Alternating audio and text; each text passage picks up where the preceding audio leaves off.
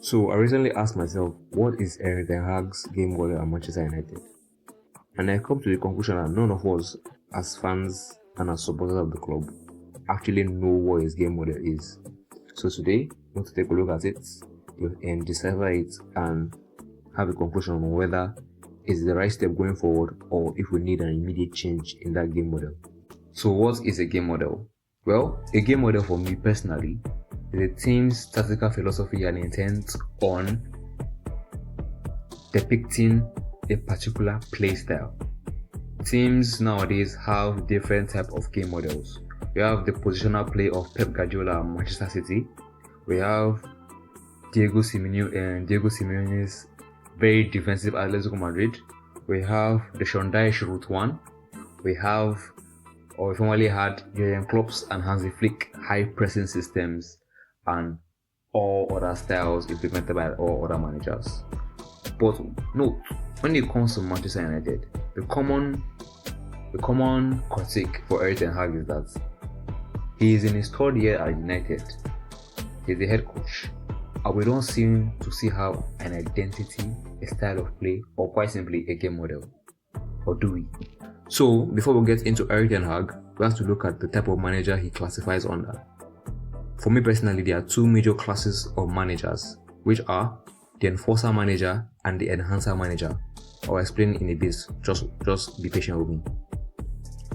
The enforcer manager is a manager that sticks to his principles no matter the type of player he has, no matter what environment he is in, and no matter the consequence. He sticks to his principles and sticks to his guts, having a clear style of play, a clear pattern, and a clear objective. And the players, whether they are fit or not, have to figure it out and play his system his way.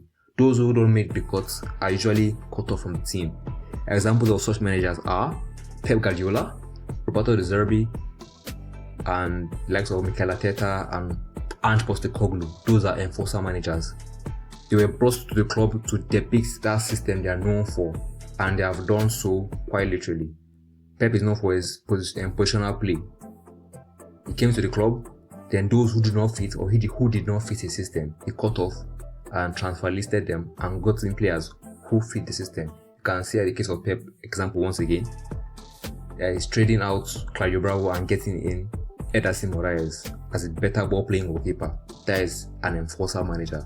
And now on to the enhancer manager. The enhancer manager is the type of manager that solely trusts his players.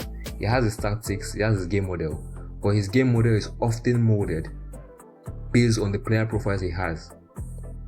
Enhancer managers give their players a lot of fluidity, freedom of movement, and give them or trust them to have very good decision making on the pitch.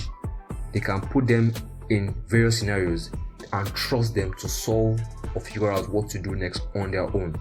Examples of enhancer managers are Ancelotti, Ole Gunnar Solskjaer, your Zinedine Zidane. So I'll ask you this now. Which type of manager do you think Erik Ten Hag lies under? Is it the enforcer manager or the enhancer manager? Well, if you are struggling to see the light, Erik Ten Hag is an enhancer type of manager. All through his career and all through the different things at the club, I've seen him adapt to both the history of the club and the quality of players he had. Example now, during his time at Ajax, he had the quality of squad players to play that possession type of football that later got in the job at Old Trafford. He had the likes of Daley Blind, Mazarawi, Sandro Martinez, Jurrien Timber, Gravenberch, Steven Berghost, Sebastian Haller, and plenty quality players. So when he was brought to United, he was expected to bring that Ajax possession style, to come and implement that dominant style he had at Ajax. But remember, he himself said that United can't play like Ajax. People took it to a different light, took it to a different extreme, but me, I saw that he meant that this United team do not have the quality or the type of players to play like that Ajax team once played during his time or during his stint there. And quite frankly, United's history does not also match Ajax history. You understand what I'm trying to say? So During his first season, he tried to enforce his Ajax system in the first 2 games, if we remember very fondly, against Brighton and Brentford.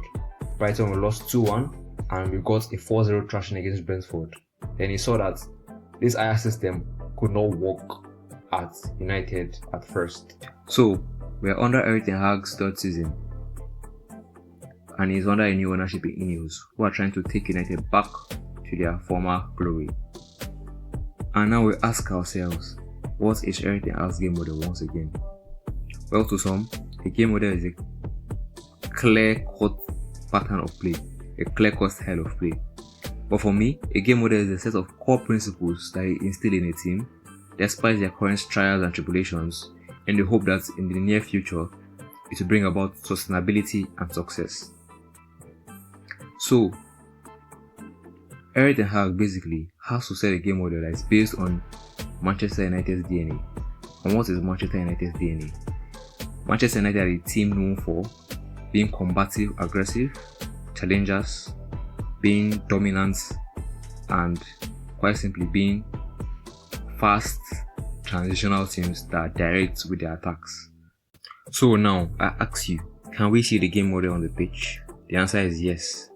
Quite simply, from pre-season till the Liverpool game, United have been consistent with a certain amount of principles. We have seen the high pressing, we have seen the risk taking, we have seen the direct and fast tempo attacks, we have seen the wing play, we have always seen the transitional threats, and now we are seeing the new aggressiveness and combativeness in the squad.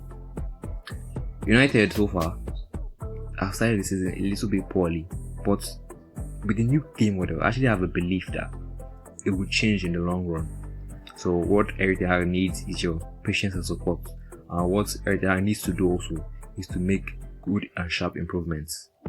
United finally have a game model, and hopefully it will be something that takes us to the next stage and the next level.